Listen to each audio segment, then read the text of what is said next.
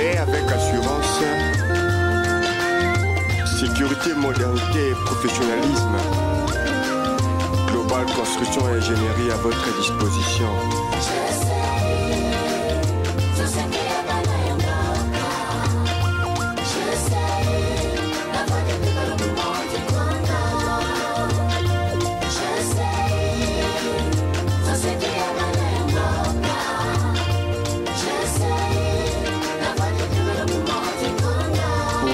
Projet de construction, GCI vous offre un travail efficace et sécurité pour la réalisation de vos projets. GCI a mis en disposition toutes les mesures possibles assurantes pour la construction de nos bâtiments à des conditions professionnelles.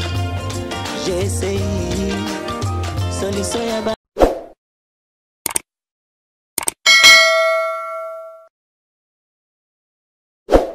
Mbote Nabino ba abonné à Global Construction TV Oyo ezali émission Nabino construire présentée par Glody Kincher comme d'habitude na kati émission o ndebo kokoka ko découvrir misala Oyo ezali ko salema en entreprise Global Construction et Ingénierie awa tozwami na commune ya Limete 7e Marie industrielle pa wapi lelo tokotali sabino œuvre Oyo ezali ko salema lelo ezali bongo étape ya coulage ya dalle ya bâtiment R+1 ba détail mususu ndebo kozango au cours ya émission oyo.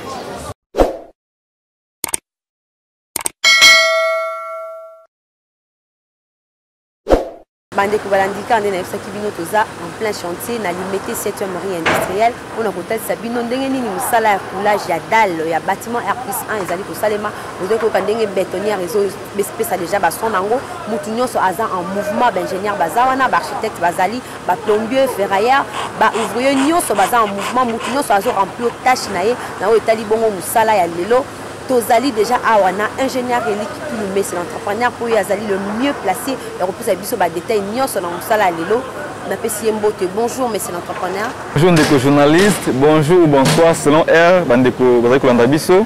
To pesi bino merci pour une attention particulière et puis tozali ouvert pour répondre à ba question oyo et tout na émission oyo. Monsieur l'entrepreneur, toza na Limete 7e Marie industrielle pour na kotal sabandeko bisala ozali ko salema l'entreprise Global Construction et Ingénierie mais c'est la biso résumé ya ko banda début ya ba travaux pe o komisi biso esika o to komi lelo o biso misala ozo salema eza nini mukola lelo. Merci, je pense que bandeko avec on a biso moni toza en plein chantier bandeko sa musala na bango nsima machine ezali en marche ndi makeli eza moins mingi beto yo ka biso pene malamu te mais to sala effort pour que ba yo ka message chantier oyo ezali ko salema déjà ebandaki quelque part na bandeko mosusu basalaki déjà musala banda fondation na niveau ya poutre sous dalle ndeko esika zali na pesi mbote na ibeto mbimba à travers misala tosalaka na biso régulièrement et puis ayemona qui est valable pour continuer pour na osala musala na chantier oyo entre bango ndeko basalaki liboso na mettre l'ouvrage bayokanaki te sur certains points ndé tozwa qui appelle ndeko poto ya kosala état des lieux ou constat koyeba bandeko sala ki musala liboso parce que na niveau nini biso photo sala dalle ou plancher to sala to bandango à quel niveau poto évoluer ndé to pesa ki pe rapport wana et rapport wana permettra ki biso na ye to tambola elongo to sala ki des vies pour ba coût ya plancher au départ ko sala dalle oyo kunango eyebani to sala de vie nango to pesi mettre d'ouvrage et puis a signé contrat na biso pour que tout ça la musala oyo nde to bandi yango na kosala coffrage ya plancher et ça a mis une équipe globale pendant 4 jours ba sisi coffrage équipe ya ferraillage pe bayaki kosala nats pour que musala na wesa ema noki et ça ma ki pe na durée ya 5 jours et ba sisi yango et ba électricien ba pe kosala installation ou encastrement au niveau de la dalle pour l'électricité et puis plomber persali tâche na yo ezali ko prévoir ba tuyauterie pour la évacuation ya mai ndé lelo to programmer musala ko couler dalle donc nous avec comme on équipe ezali ko musala avec motivation et détermination pour que tous les résultats où ezali malamu pour la projet oyo. Ingénieur Eliso na landio malamu lobi projet oyo bino bandaki on a débuté zaki une équipe oyo basala ki déjà bandaki na fondation petit na niveau ya poutre bino boyo ko continuer mais comment na ndenge boyo ya ki bosala ki constant ndenge misala isalema ki bo apporter nini par rapport ya projet oyo ndenge zala ki présence na bino global construction ingénierie apporter nini na projet oyo. Merci, et la question est vraiment pertinente. Bisso, en tant qu'entreprise, vous allez structurer. Je pense que dans le cadre de Bisso, vous allez être architecte, ingénieur et puis technicien qualifié ou non qualifié. Tant que vous avez qui requête, il y a des pour que tout ça une équipe est venue sur le terrain pour ça l'état des lieux. L'état des lieux, on a permis de Moussane Sayamaki, au départ, que faille la place pour remédier. Et effectivement, tout le monde que Moussane Sayamaki malam, mais il y avait certaines failles ou certains problèmes liés à la structure. Après, on a biso, pour remédier à la situation. Tout vraiment ce matin, vous détailler de quoi il s'agit, mais moins, surtout pour ça, autre côté en place, c'est là qui vraiment solidité par rapport au projet au Salema. Nous, à notre niveau, nous avons apporté un plus. Il y a comment pour renforcer la structure. Là où il n'y avait pas de colonne, tu insérer en haut. Là où il n'y avait pas de poutre, tu créer la poutre noyée. Après, vous allez qui vraiment a des défauts. Vous allez qui déjà posé dans le déconstat qui est bosso. Tu me qui améliorer pour que tu me recadrer le projet et ça ait sens. Ce n'est pas pour dire que ça est B. Ils ont fait leur travail, mais il y a certains soucis dans le niveau et la structure. Et biso est et c'est un peu ça. Moi, un plus dans biso pour que ça soit quand même image bien parce que le projet est allé à étage et c'est une structure dans la paix malam pour que et ça va vraiment résister à la charge au quand même. Donc raison pour laquelle biso peut travailler qui de monter tout ça de vie pour tout ça déco de vie on les qui ils ont en compte travaux de salaire y compris renforcement de la structure ils allaient qui prévu avant tout ça la salaire pour les dates. Donc il y a un monde ça mis je pense que bah image avec ça n'engagé tout travail qui n'a délai à 2 semaines ou tout ça presque banda coffrage ti na niveau ya couler dalle bande tout va travailler chaque équipe la tâche na bango ba sali respectivement ba respecter musala na bango puis ba sali tout ça yango pour apporter solution na makambo ezaki sur le terrain. Je pense que détail nango ezan c'est que bango mais ce qui est vrai tout sali une amélioration liée à la structure et bâtiment aux en place. Ingénieur Eli par rapport à l'état des liens de Bino Bosta qui tombe beaucoup na chantier ba imperfection to pe barrière au Bino Bokutaki c'est dit à quoi tant Bosta qui état des liens on a besoin qui confusion ni et puis laissons ni Bino Botiraki dans comment na barrière wana et puis conseil ni au pe ça bande ko ba na biso o baza ba client na Bino to pe muto alingi apé ça Bino pe confiance de quoi pe si Bino conseil ni bo pe c'est par rapport à barrière au Bino Bokutaki. OK, merci. On a coopéré d'abord que tous allez battu, tous allez parfaiter. Comme ça, tout ça, la rappel, ils ont parfaité. Ils ont toujours une imperfection, mais pour éviter qu'il y ait une imperfection, ils ont vraiment marqué. Et comment ils ont côté peut-être des gars. Mais côté là, ça, c'est un maquillage, et c'est un maquinango, c'est sûr, mais il y avait une certaine négligence sur de découvrir. Que lorsque vous confiez une équipe, une équipe, on a essayé Zalana. Un responsable ou azali ko veiller pour na suivi ya msala wana pour atala lo lingi msala ko sala mais c'est ça mana hors de obéda hors d'été yende a dirigé msala wana et nous avons compris que na msala wa makiawa il y avait des gens des bons techniciens qui travaillaient mais ils n'avaient pas quelqu'un pour la suivi yango wana msala pe ça makina lo lingi wana raison pour laquelle biso et tout ça msala to éviter que technicien parce que la maman a chanté parce que la musala na ndenge balingeli il y a toujours un ingénieur ou architecte pour na kosala suivi ya musala ou za kosala ma yende muta kopesa bango ligne de conduite a bosala nini na ka bo boko sala ndenge nini raison wana nde za to kotala sabika no ya ngonde za li malam pour na projet et réussir bande ko ko tala biso na émission oyo to kosala le ba tiki so que projet nyonso esengeli kosala ngo na batu ou bande bazali qualifié qui dit qualifié, c'est-à-dire que vous avez une expérience ou expertise pour faire un résultat. Ceux qui ont vraiment qualifié, qui ont vraiment suivi, le résultat est je pense que ce que vous avez dit, c'est que le projet toujours l'équipe est toujours au complet. Donc il y a un ingénieur ou architecte et puis l'équipe va monter une tâche pour éviter que la tâche à MCX il y ait ça lango à ça malamuté. Tâche à MCZ tout ça lango et ça malamuté. C'est ngeli monter respecter tâche naé pour na cause la résultat où ils allaient malam na suka. Voilà les sont attirés à que tout ba confier misala na bandeko bazali ordonner organiser et puis bazali expérience à musala pour que tous les résultats ils malam. Na projet oyo na ko baksailo mo que tout ça ka plancher mais avant tout ça la plancher tout ça là déjà plan de modification parce que le projet oyo et bandaki il y avait un plan oyo bandeko pas présenter qui pas client.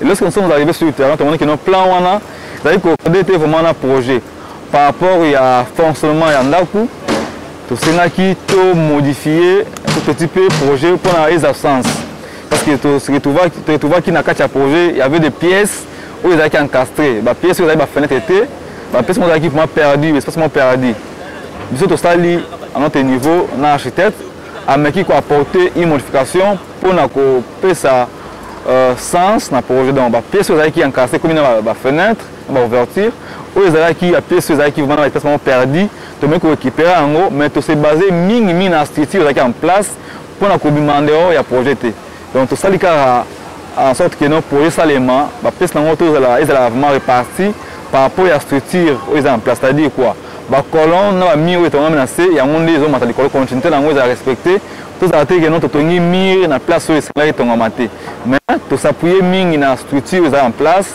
bien que tu modifier plan où ils allaient qui déjà fait par une autre équipe donc après on a vu ces alliés na niveau on a il y a structure yandaku où ils allaient qui déjà malamuté quelque part et puis qu'on améliorer aussi fonctionnement et projet où yandaku ils allaient kotonga parce que yandaku étage je rappelle que nasé tous allés na 3 appartements et puis au niveau étage tous allés na 2 appartements.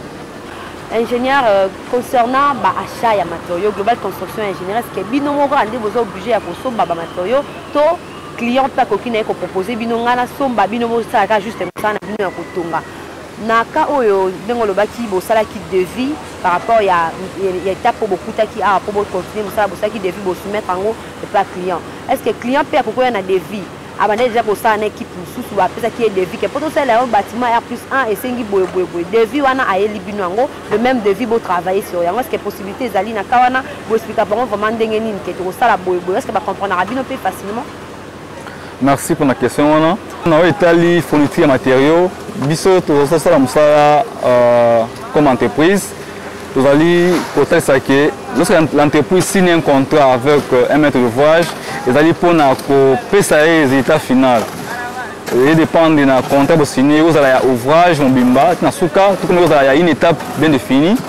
Mais c'est que fourniture de matériaux et que ça peu importe na client ou maître d'ouvrage ou soit na entreprise. Mais de préférence, je voudrais conseiller que l'entreprise est responsable de fournir matériaux et à la mise en œuvre pour aider le choix en termes de qualité et de quantité.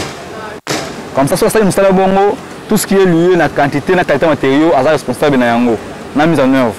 Mais lorsque l'entreprise a été bongo, ailleurs, éviter comment, quelle qualité, quantité, et tout ça sur le terrain. Et des fois, les choix n'ont pas été bien faits en termes de qualité et de quantité. Comme ça, il y a un peu moins de difficulté quelque part. Et tout ça, on a toujours que les libre de choix, soit à travailler dans le mode où on a autorisé que l'entreprise a fourni matériaux, a en charge l'achat et la mise en œuvre. Mais mingi abanga parce que bakutana na belé na ndeko basala musala na bango ba ingénieur ou ba sala musala les gens dans domaine oyo ba pesier mbongo pour soma matériaux musala mais azui une grande partie mbongo à utiliser na makamsusu et puis musala ya avancé té nde ebanisa bandeko. Mais biso lokola tozali entreprise tokotalisa bango ke tosala eloko wana te parce que ezali vraiment malamu te mpona image ou réputation ya biso oyo tobengami entreprise. Esengeli to respecter ezali na contrat parce que avant tozosala mosala tosina contrat. Na contrat wana todefinisaka tout ce qui est clause na contrat on est défini au départ. Comme ça pour que mosala évolue. Mais si tu signes contrat, c'est que tu es responsable à mosala wana na biloko tosala dans chaque étape fourniture mise en œuvre nous supportant. Mais ce qui ndeko asali yango ye moko de peur que asala yango et puis à respecter soit par rapport à qualité na quantité. Tel que awa ça doit être ça là bandeko bango moko nde bazali en charge ou bango bazwi charge ya matériaux basombi yango bali en chantier. Bakutana difficulté ezali tel que basombi bord de coffrage ezalaki peut-être na qualité malamu te et il faut aller sur le terrain tomoni yango tomona ki ezalaki malamu te bazalaki obligé ya kobakisa quantité mosusu mpona korenforcer oyo basombaki wana ezalaki na badeshe ebele na kati. Non c'est là c'est que non basalaki choix malamu te en termes ya qualité. Awa etali babarre de fer tokomandaki na kosala nati na biso mpona dalle basombaki barre de fer ezalaki ekomande na devis na biso te. Na devis osalaki barre de fer tokomandaki barre de fer mosusu qualité mosusu mais basombaki mosusu parce que batalaki yango par rapport ya prix oyo ezalaki sur le marché. Et prix on ezalaki moins cher malgré qualité ezalaki na C par rapport à ce que prévoyaki na contrat ou bien na devis. On va sommer en termes de prix pour pas dépenser moins. Mais biso tosomaki tokomaki na devis pour ça devis en fonction ya qualité oyo ezalaki prévu pour na mosala oyo. Mais basombi yango te basombi mosusu. Tant que tomoni yango quand basomaki c'est une dépense déjà to dit voilà tout ça yango mais faut renforcer pour que ezala malamu mosala est tenu au bon. Donc on déjà la difficulté yango wana. Ma barre de coffrage jusqu'à yaki pe quantité oyo esengaki soma main baso respecter quantité yango par rapport on est basombelaki. Donc basombi mais ezalaki insuffisante quantité wana. Mais surtout komaki yango na devis tu vas être obligé bakisa sous quantité pour ekoka pour quantité basombaki ezalaki respecté par rapport aux ezalaki prévu. Non seulement parce que celui qui a fait les achats c'est un profane à cause pour ça erreur sans le savoir à ce bloc oyo ezalaki commandé mais déjà c'est une dépense qui est engagée. Donc te conseille à bango va recourir à une entreprise, il va se faire confiance pour que mosala esalema.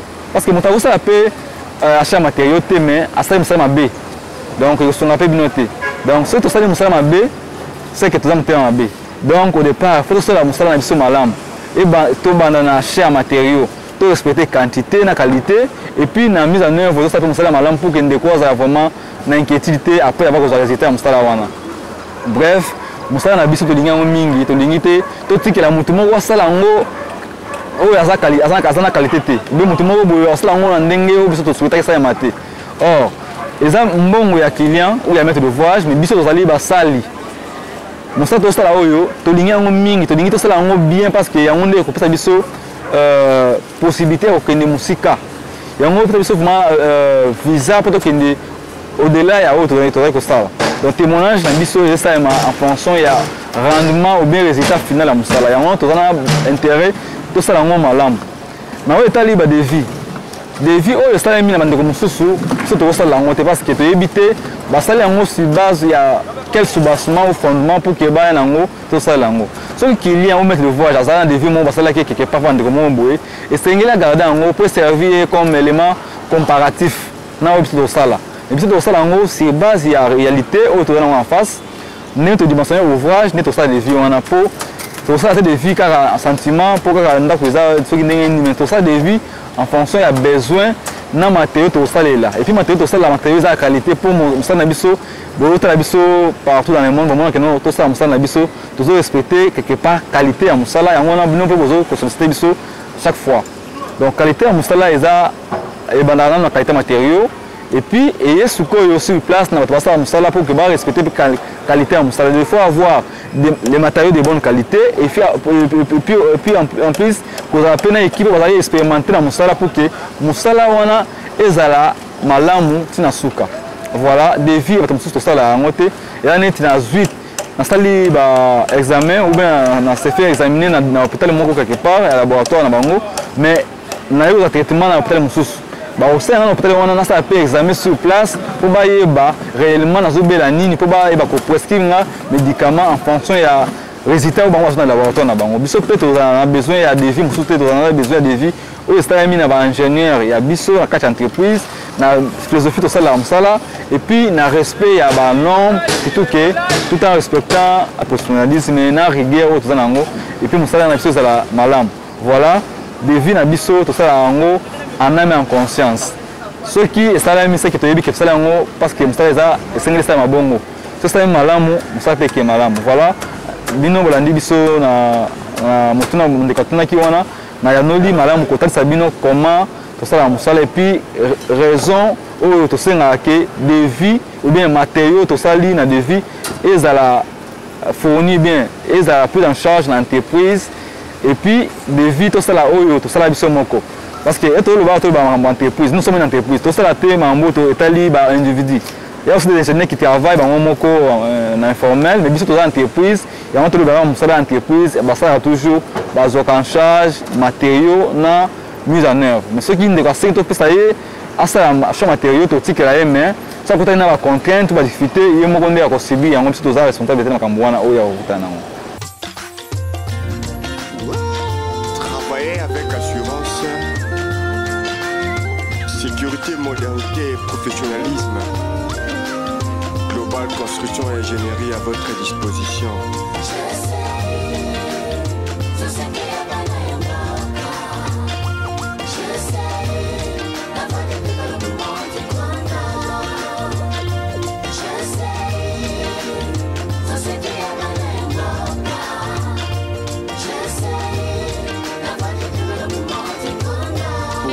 Projet de construction, GCI vous offre un travail efficace et sécurité pour la réalisation de vos projets. GCI a mis en disposition toutes les mesures possibles assurantes pour la construction de nos bâtiments à des conditions professionnelles. GCI, solution ya bana yango. À un temps limité et une durée bien déterminée, GCI vous offre un travail équitable.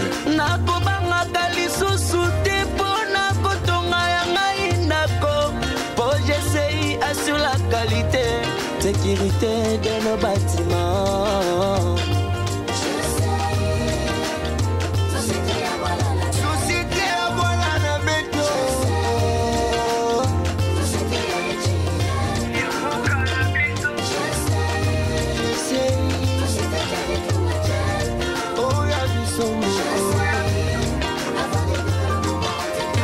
GCI vous construit de maisons, GCI à Zostonga, la clôture, Moussala à toiture, électricité, robot sanaté, carrelage, Benga GCI global.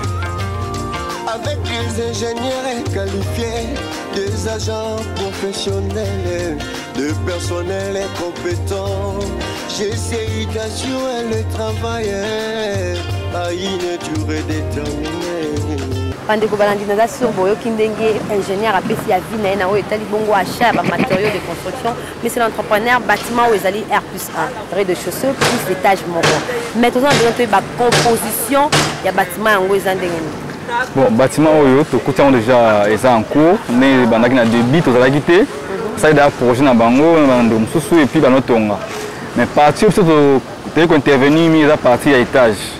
Nasé ndeko asalaki plan à liboso après voyait qui to appartement deux appartements à deux chambres appartement moko ezali à chambre moko mais na niveau ya étage ils a parti surtout ko kuta ils en cours ou surtout intervenir plus ils allient na deux appartements to boy ko travailler dans la même logique que ils ont assez que trois appartements contiennent du colo par rapport à disposition à pièces c'est vraiment je peux dire encastré, ils ont une ouverture, tout le monde qui non, ils ont la moto pour voir des appartements, comme ça tous ont la possibilité qu'il y a la fenêtre, il y a la chambre, on a vraiment une possibilité à coexister quoi.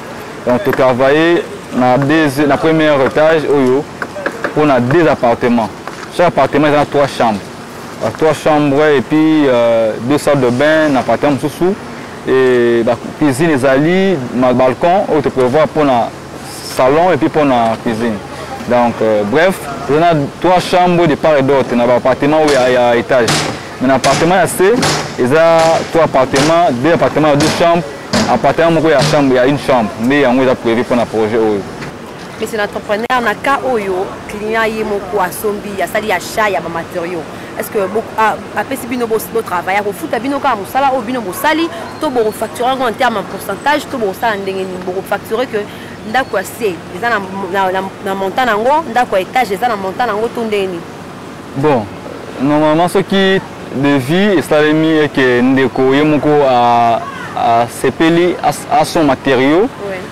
Surtout boyate ndete baki to le ba ki to ndima parce que eza nango problème té. Sauf que ça achète la qualité matériaux, la quantité pour qu'ils aient bien. Mais en termes de prestations, ils allaient malamu pour y baquer, tu fais un pourcentage de pourcentage de moyen.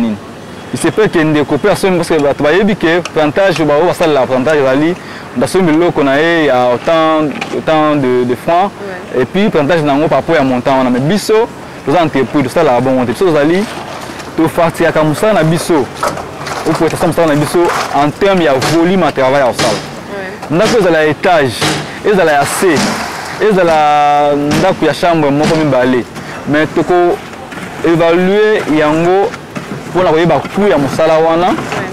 Et puis tu évaluer peut koyeba ben fort oyo to sala pour que ba sa mosala wana. Ben fort wana na sacrifice wana nde yango nde to yebi comment ko estimer pour nango par rapport à volume musala. Ndako za nango ya C, ya étage te mais musala ebela au sala. On se ndako pesa nango ya C ya étage, musala nango za belete. Donc tout ça est une évaluation qui est faite pour voir combien ces travaux vont coûter et puis la même évaluation doit être faite pour voir combien le maître d'ouvrage pourra payer pour la bâtiment musala wana. Tel que awa ndeko ana kokulé asala musala kokulé dal mais tozana ba étape belé to bani étape ya coffrage ou bande basali coffrage ba basala plancher ou coffrage na sala machine na suka après coffrage ba ko sala nat après nat ko sala installation ya basinga pour la courant et puis ko sala installation ya bâtiment pour l'évacuation. Nous sommes dans les étapes. Donc chaque technicien ou chaque équipe va intervenir dans le moment où le Seigneur va intervenir. Et puis chaque équipe va foutami na bango. Le plombier a été payé pour son travail, l'électricien même, le charpentier va savoir qui coffrage dans C, le ferrailleur va savoir ferrailleur va foutami. L'équipe va faire présentement sur le chantier va couler béton. Bon la machine kuna va faire mélange, va faire béton dans le colo ya plancher. Bazali bango nyonso payé na musala bazali kosala lelo. Je pense que tout ça c'est peut-être englobé en pourcentage, donc je pense que il y a vraiment facilité soit tu as un avantage à client ou à mettre d'ouvrage ou bien tu as un avantage à entreprise ou ingénieur. Donc c'est ngeli peut évaluer chaque rubrique mais chaque étape par rapport à musala volume nango na ba effort to sala. Donc les ferrailleurs ont été payés na volume musala na bango basali. Le charpentier même bango nyonso mais nous avons un coût oyo to facture qui est na biso par rapport à musala oyo et hormis tous ces gens là au totangi ferrailleur coffreur plombier électricien il y a aussi une équipe il y a supervision ingénieur architecte bazala qui toujours wana kolandela musala oyo suivi nango pour que bima boy na début to soulever comme que non musala esalamaki na début na rez-de-chaussée. Et ça m'a mal monté, mais ça n'a pas parce qu'il n'y avait pas un suivi. Suivi, ça m'a mal monté. Mais pour la biso, étant donné que nous sommes une entreprise, et c'est suivi les ala. On peut suivre un stade de malam, c'est qui est un superviseur sur chantier, un ingénieur ou architecte, ou à veiller pour mon salaire, on est manding le ngobani. Donc ce monsieur doit être payé. Donc surtout de définir comment les travaux ou tout ça, il faut les facturer. Et ça facturer. Bien sûr, mais tu as en compte toutes ces interventions, tout ça. Mais intervenant sur la salle, nous avons l'étape pour le coffrage, si on a coulé d'air, on va payer. Et aussi l'ingénieur qui a été pour la supervision de Moussala, Bana Debiti, les autres communes à Moukolada. Donc, tofacturer en terme ya mosala wana. En dehors nango tozana procédure mosusu te au pourcentage ezali vraiment malamu pour na basala yango biso osala bon osala yango en fonction ya volume ya travail tosala et puis tobi kofacturer yango toyokani parce que eza mpe bitumba te biso na client on a mettre ouvrage ezali boyokani totalisi ye les efforts que nous allons fournir pour lui donner ces rendements et ye mpe atali makoki na ye puis tozwi compromis ensemble tosite et puis tozwi décision pour que mosala esalema tosigner contrat donc voilà eza boyokani entre les deux parties mais tolingaka éviter que bato basala mosala bazala kotungisa mabe bazala na murmure si yango bazala na inquiétude te mais bazala payer bazala rémunérer na volume ya mosala bango basali mpo ezala te ke basali mosala ebele basouffrir mais baza vraiment payer malamu te donc fo bafutama na hauteur ya volume ya mosala bango basali mais toutefois il y a toujours un entretien entre biso na client pour trouver compromis ou terrain d'entente pour étaler prestation ou bien main d'œuvre. Il y a toute l'équipe pour ça pour chacune étape. Merci monsieur l'entrepreneur pour la précision autour de cette question. Maintenant les sika au bozo en termes de surface de quoi retenir ni peut volume ni à béton ou les autres camarades les sika pour retenir vraiment. Bon, bâtiment ezali na longueur il y a 16 mètres environ et largeur est à parce que 14 mètres. En termes de surface, nous avons 224 mètres carrés. Ce que nous avons calculé en termes de volume, nous avons environ 29 mètres cubes de béton au couloir. Nous avons en compte l'épaisseur à 13 cm pour le béton au coulé. Or, l'épaisseur au fato il est à 12 cm. Mais vu l'irrégularité au découvert, il n'y a pas pour tout couloir déjà. Tous à mesure à couler sous béton en 12 cm l'épaisseur on a varié mouquet pour égaliser le niveau partout pour ramener à des 12 comme de 13 cm. Les 13 cm d'épaisseur multiplié par 224 mètres carrés où il y a cette superficie à bâtiment. Les ont ramené déjà na nombre na quantité na volume où ils allaient environ il y a 29 mètres cubes de béton pour couler.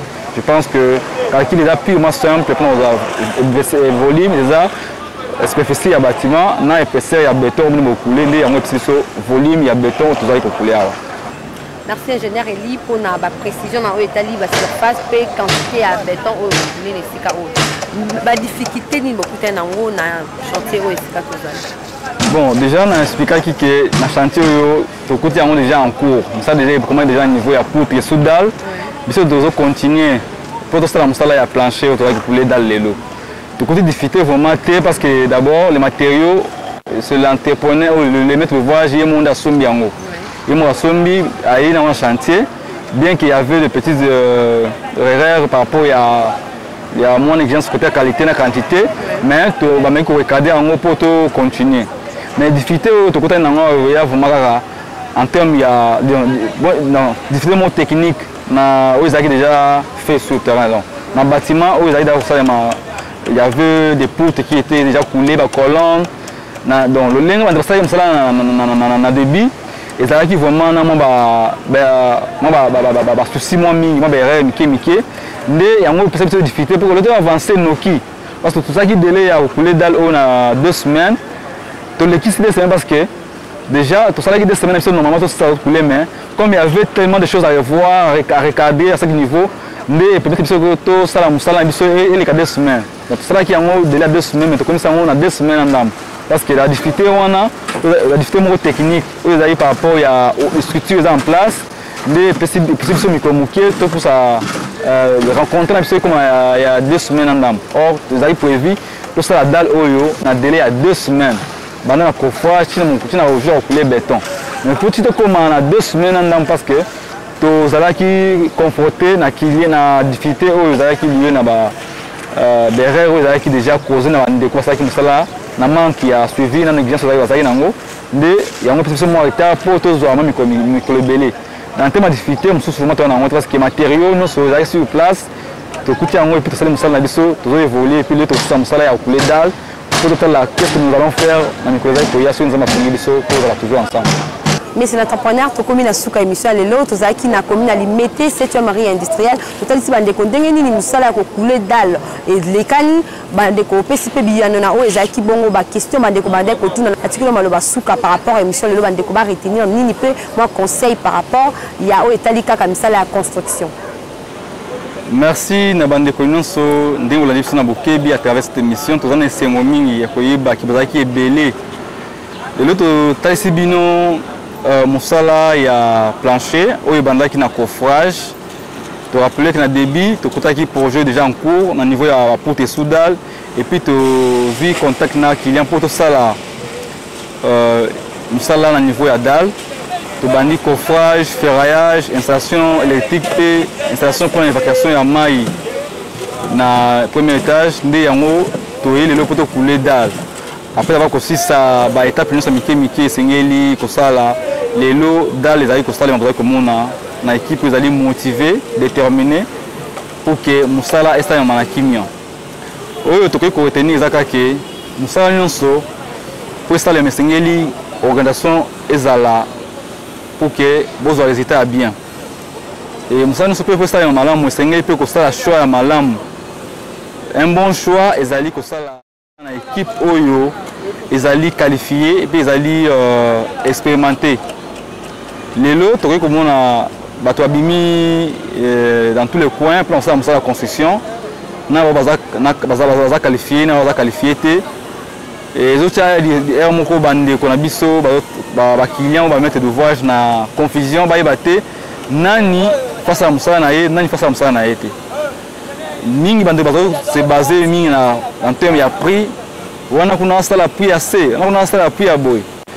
malheureusement bazo tala te que non prix ok ils allaient bien mais qualité parce que basala ka musala ya kotonga ndaku eza ouvrage oyo ko zala bambule belé singeli sala ba norme et singeli sala na qualité à bien qui dit qualité c'est l'expérience oyo ils allaient une équipe ça musala ou bien expertise oyo équipe wana ezali nango organisation nde yango wana ezopesa soki équipe ezali organisée ezali kosala musala na ndenge esengeli bomona pe ke bokozala vraiment na sourire lorsque le travail est fait par une équipe expérimentée bozala na motonicité donc bosala vraiment eloko na sengi bino na te ke musala esengeli esalema na baye bazali expérimenté ou bazali vraiment qualifié pour na biponela mwanga te ndenge ya musu bazopesa bino peut-être sourire babi voilà bato bien en court joie sali sali musala na matériaux moko ya bongo matériaux moko ya B et puis cela on peut d'une manière bâclée yo c'est peut-être non voilà que non on a dépensé moins mais aux autres que non résultat ils a pour quelques mois ou quelques années donc la maison ou le bâtiment qui est bien construit c'est pour une durée indéterminée. Ce qui est tourné malamu te donc rendez-vous na yo ezaka kalaté pour boyeba musala wana ndé sayamaki. Donc biso to sala ngo bozo mona tous les chantiers en cours to sala bino ngo banana implantation ti to zako kende progressivement. Mais na oyo ezali ka moko particulier to kuti ngo na katikati. Mais avant to sala musala to se renseigner par rapport à la structure na ngone sayamaki. Tout ce que nous avons rencontré comme problème, de trouver à notre niveau une solution palliative pour que tout avance. Parce que les maîtres de voyage avaient déjà pensé un certain montant ou bien pour nous savoir comme un niveau. Moi, un peu de boucango exacté. Moi, un peu de bandelango exacté. Il faut continuer, mais tout le cas, il faut que ça pour que tout le monde récupérer la situation et la malade. Les loyaux, je pense que nous allons vraiment très rassurés. Que tu allais vraiment dans le bon, pour recadrer ce qui était mal fait, tu mets que ça en sens pour que le projet continue madame. Mais tu peux t'appeler conseil dans le côté pour que déjà au début, au lieu de bon ça on a katikati ou bien na souka, na début déjà tout ça déjà na bino, pour tout banda ensemble, tout cheminer ensemble, tout si ça paie ensemble. Donc surtout banda bino nous allons moko. Et ça madame tout continue na souka. Donc, musala oyo ezala bino biso tolinga ngomi parce que tosala ngo parce que eza d'abord domaine na biso totangeli toyeba tozate non toyekota na musala mo va parvenir donc les gens qui sont venus juste pour la COP mais tu as mosala oyo eza na domaine oyo eza cadré na oyo totangi na classe donc toza na intérêt tosala yango malamu surtout bino moko nde bokosala analyse ya mosala na biso na misala mosusu. Je ne dis pas que non toza kosala mosala moko parfait, non, loin de là, mais naza koloba ke tosala mosala oyo tozali kosala effort to éviter ke mabe ekoma tosala yango tout en respectant certaines normes, to respecter certaines règles pour que bino na biso tozala na boyokani, parce que le contrat est signé, c'est déjà un engagement aujourd'hui pour comme sango na niveau to salela yango ezala bien. Donc bandeko nyonso wana balandi biso lelo ba retenir que mosala na bino so pour eza malamu esengeli mpe bosala mpe choix na équipe oyo bosala bino mosala mpo na nsima bozala na bainquiétude te po lobi nango toyebi jamais. Mosala oyo ezali ya bino nde bokolinga yango koleka biso nanu, mais biso tokolinga yango koleka bino bokomprendre te ya mapasse. Biso tokolinga yango parce que c'est notre domaine et pour garder aussi notre image yango tokolinga yango makasi mpo bino bokomprendre susi na biso. So tokomi langage moko eza malamu pour que topesa barésultat nyonso ezala toujours malamu mpo na bino mpo na biso, parce que à travers ce que nous faisons le témoignage na biso mpe ezali obimaka wana. Peu vane ndeko oyo tozosala mosala lelo awa azwi temps kotala biso, abandaki depuis une année ou 2 ans passé nde azwi conclusion que non, bien qu'abandaki na baéquipe mosusu mais lelo oyo akoki mpe kokonte sur biso. Azwi temps na ye abengi biso kaka mbala moko te atali biso abengi, non, il a pris tout son temps, il a observé ce que nous faisons, amoni que non vraiment tokoki kopesa ye sourire na place azalaki na d'inquiétude, mais lelo toyei kosala mosala ndenge moko mpe ndeko ozali kolanda ngai esika ozali so ozali na inquiétude quelque part na mosala moko esalamaki na équipe moko x ou y, biso tozali la mpona korecadre kaka korecadre kaka te toza mpe wana mpona kobanda mosala na bino na début soki omerei na bango esimbaki te meka mpe na biso komona ke tosala mosala oyo ezala malamu mpona bino. Mpona lelo ezali kaka juste kotalisa bino mosala oyo tozali kosala awa bolanda biso mikolo ezali koya par la grâce de Dieu na machantier mosusu tosala oyo tozali kosala mpo bomona mpe évolution ya misala na biso oyo ezali kotambola toujours na boyokani biso na bakliye na biso. Mpona lelo tosuki wana tokutani mbala ya nsima. Au revoir. Merci Nabino Nyon Sondeng Bolanda qui émission construire tozaki bongo lelo na commune ya Limete 7e Marie industrielle pa yoa tozaki vraiment na esengo ya kotesa na bino œuvre oyo ezali en cours lelo ezaki bongo misala ya coulage ya dalle ya bâtiment R+1 bomoni ndenge nini misala eleki bo continuer kolanda biso po bo korater ata étape moko te ya misala ya global construction et ingénierie tomonani na prochain numéro. Au revoir.